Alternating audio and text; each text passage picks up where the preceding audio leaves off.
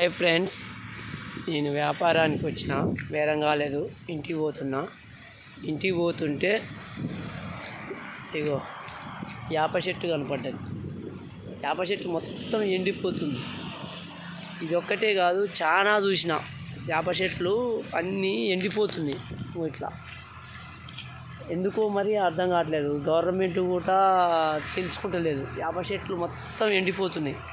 వేప చెట్లు ఇట్లా నేను చాలా రోజులు అంది ఊళ్ళో బేరానికి పోయినప్పుడు కూడా చూస్తున్నా. ఊళ్ళో పొంటి పల్లెటూళ్ళ పొంటి అక్కడిక్కడ వేప చెట్లు ఇట్లా ఎండిపోతున్నాయి. ఎందుకనో తెలుస్తలేదు.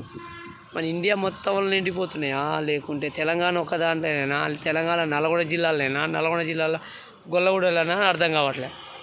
వేప చెట్లు ఓన్లీ వేప చెట్లే ఎండిపోతున్నాయి ఇట్లా. మరి గవర్నమెంటు తెలుసుకుంటలేదు దీని మీద. ఎందుకో వేప చెట్టు ఎల్లమ్మ తల్లి అసలు ఎందుకు ఎండిపోతుంది, దీంట్లో తెలుసుకోవాలి. ఇగో ఫ్రెండ్స్ మొత్తం ఎండిపోతున్నాయి ఇట్లా. అగో అక్కడ కూడా చాలా రోజులు అని చూస్తున్నాను నేను.